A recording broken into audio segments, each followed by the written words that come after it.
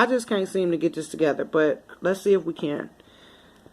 This channel is about my, releasing my frustrations in regards to my breakup with my Nigerian man. 6 years, we broke up. Basically, we listened to an audio, whatever. We listened to a video by a guy. His channel's named his channel's named What Happened to Common Sense. So they were talking about the debates and immigrants and all of that. My fiance jumps up and says, Black Americans are lazy and Black Americans are jealous of immigrants. It took me a full 24 hours to really process this, but then I sat back and thought of all the other little digs that he's gotten by with, and I decided I didn't want to spend the rest of my life or even another second around a person like that. So I broke it off over the phone, whatever. So we're into like maybe 7 or 8 days now. And I've already put up there about the call. I did get a little late night booty call. He was testing my temperature, checking my temperature to see if I was going to let him back in. Slip back in, finesse, whatever.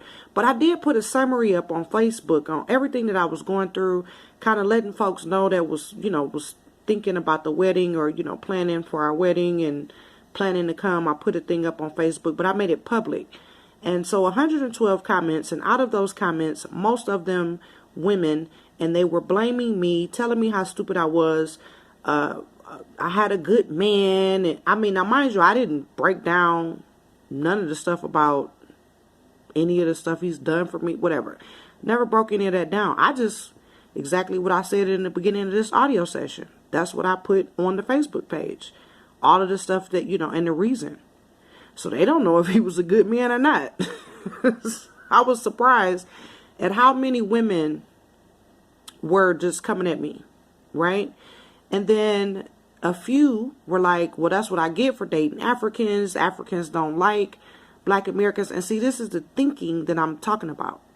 You should get to putting all the... I have been married before to another African man. And we're still friends and we co-parent together. We don't have any other choice. He's a wonderful man. I wish he could have made copies of himself and just put himself out in the world. And now I'm kind of regretting everything, the whole situation with us. But that's neither here nor there. You can't go back in the past. I was going to move on, and I'm still going to move on.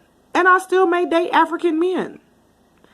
I'm not going to let this, this is the thing. This is the main reason what I'm saying. You take one person or you take some experiences you have with a few people and you try to judge and put millions of people in these categories. We're talking about 40, 50 million people. When you're talking about Africans, you're talking about 100, 200 million people.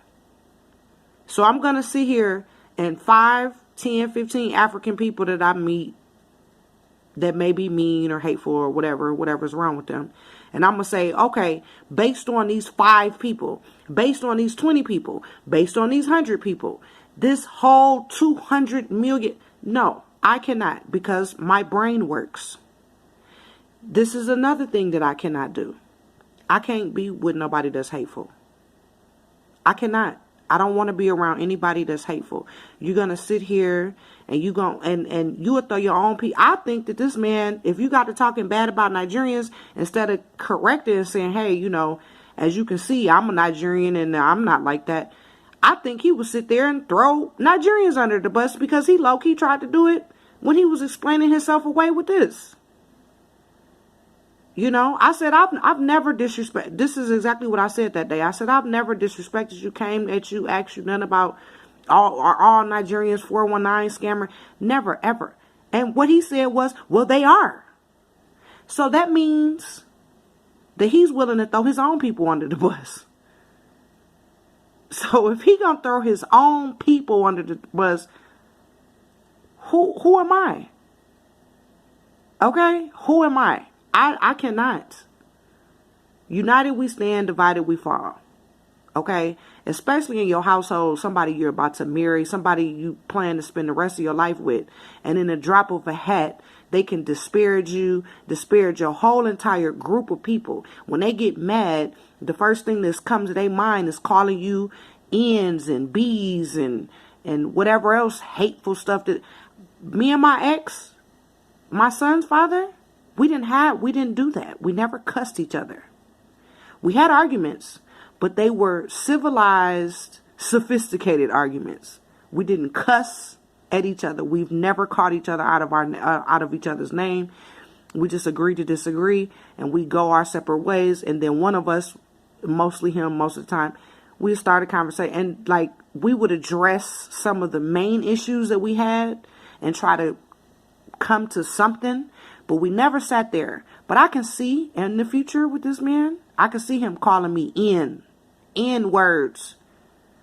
I might as well go and I might as well go to a Ku Klux Klan rally without the mask. He's willing to throw me under the bus. He's willing to throw his fellow Nigerians under the bus. But I'm going to tell you this. I bet you he wouldn't do that I bet you he ain't going to throw him under the bus in front of them. If all of the Nigerians say, yeah, we going to go do this, he going to be right with them. But the minute that they plan fails, he got some traitor vibes, man. You know? I can't do that. I just cannot. I really don't like people like that at all. I really cannot. What do they call it? Turncoat something, whatever. No. And I was so sad to see all of them women in that comment section. They so afraid to be alone. They would rather be with a hateful, evil person sleeping next. What you got to sleep with knives and guns and stuff up under your pillow because you don't trust the person you sleeping next to? No, I will not. Not in my house. Not in my lifetime. But good luck with that.